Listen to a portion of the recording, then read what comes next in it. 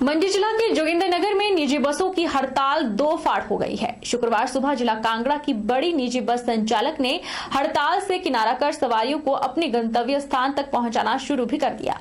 जिला कांगड़ा से जोगिंद्रनगर बस अड्डे पहुंची निजी बस में यात्रा के लिए सवारियां भी उत्साहित दिखी। मंडी के लिए रवाना हुई निजी बस मनाली की ओर रवाना हुई है। प्रदेशव्यापी निजी बस संचालकों की हड़ताल अलग अलग धड़ों में बंटने से हड़ताल खत्म होने की ओर भी बढ़ रही है। हालांकि अधिकांश निजी बस संचालक प्रदेश यूनियन के साथ अभी भी हड़ताल पर डटे हुए हैं। शुक्रवार को जिला कांगड़ा से जोगिंद्रनगर होते हुए मंडी मनाली की ओर रवाना हुई निजी बस जिला चंबा, रिकांगपिओ और पठानकोट के लंबे रूटों पर भी दौड़ना शुरू हुई। इधर टैक्सी यूनियन जोगिंद्रनगर भी हड़ताल से लौट आए हैं। इससे आम जनता का सफर और भी सुगम हो गया है। इससे पहले हड़ताल यात्रियों के लिए परेशानी बन चुकी थी। हालांकि काफी संख्या में निजी बस संचालक अभी भी हड़ताल पर डटे हुए हैं।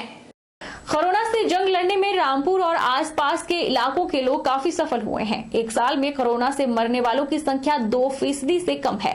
रामपुर उपमंडल में एक साल में 26,000 लोगों का कोरोना सैंपल लिया गया और एक साल में कोरोना से मरने वालों का आंकड़ा 26 रहा।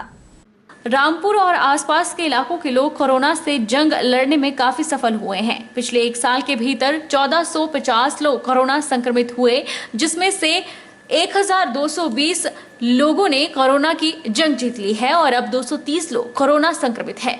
एक साल के दौरान कोरोना से 26 लोगों की मौत हुई है।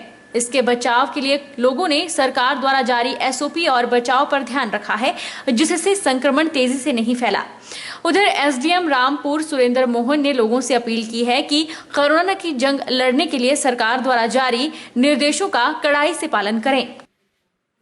आप जैसे मैंने आपको बताई दिया कि लगभग 26,000 में से 1400 लोग ही अभी तक पॉजिटिव आए हैं और 1400 लोगों में से भी लगभग अभी जो मृत्यु हुई है वो लगभग 26 लोगों की हुई है।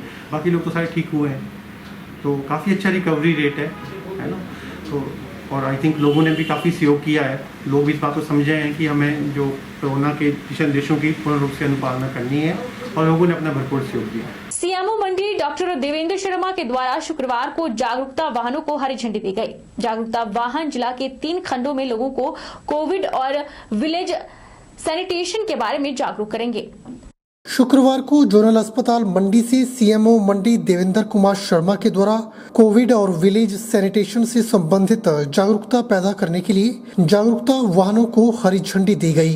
दिल्ली की ममता एनजीओ संस्था के द्वारा मंडी जिला में राष्ट्रीय स्वास्थ्य मिशन के अंतर्गत जागृति अभियान चलाया गया है और इस अभियान के तहत लोगों को blood pressure, sugar, cancer, adolescent health और आरसीएच जैसे गैर संचारी रोगों के बारे में जागरूक किया जाता है। सीएमओ मंडी देवेंद्र कुमार शर्मा ने बताया कि जागृति अभियान के तहत संस्था के द्वारा लोगों को जागरूकता वाहन के माध्यम से कोविड, विलेज सैनिटेशन और गर्भवती महिलाओं के पोषण आहार के बारे में जागरूक किया जाएगा।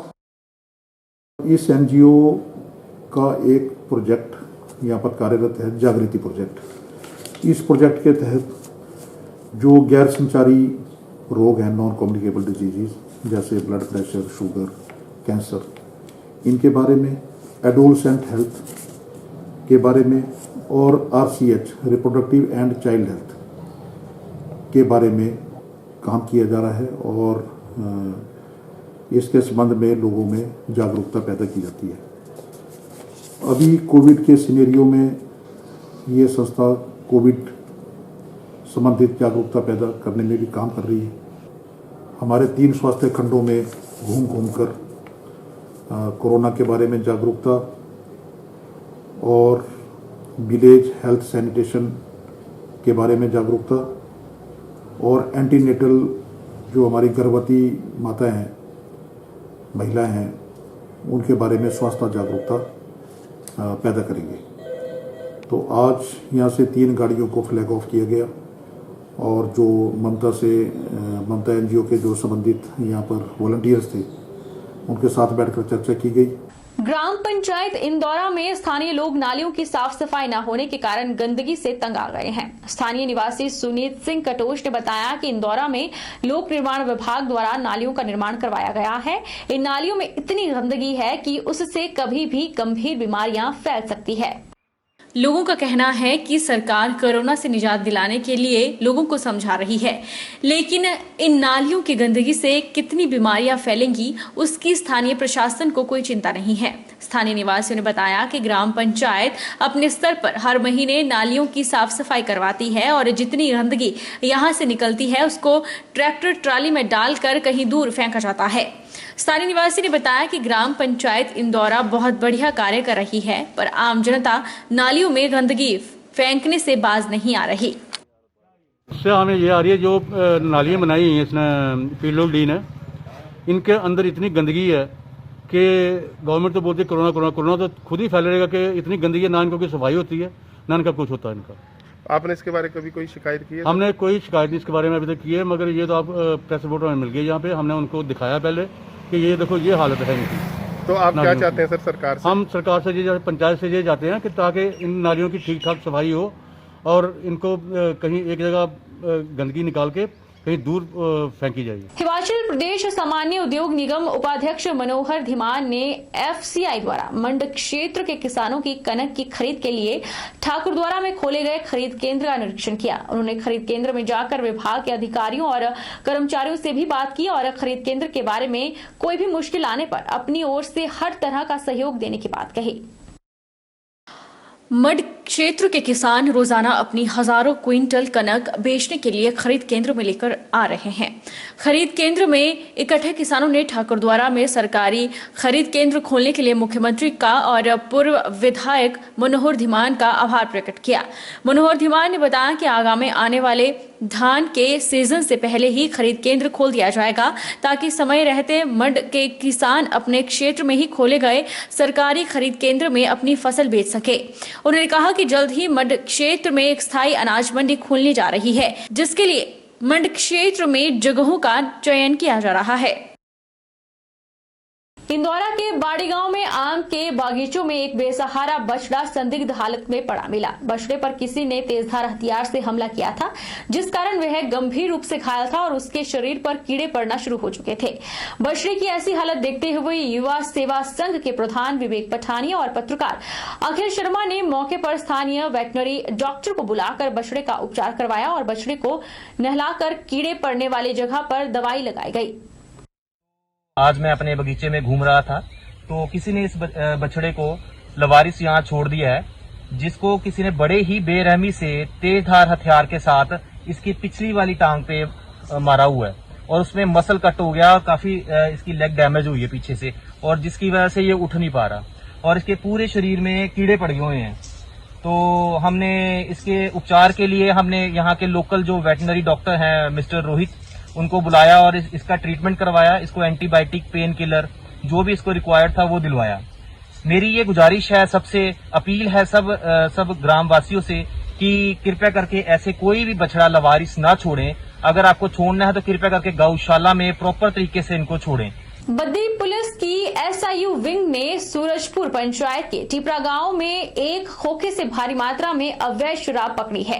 यह शराब केवल हरियाणा में ही बिक सकती है। पुलिस ने आरोपी के खिलाफ आबकारी एवं कराधान अधिनियम के तहत मामला दर्ज कर लिया है।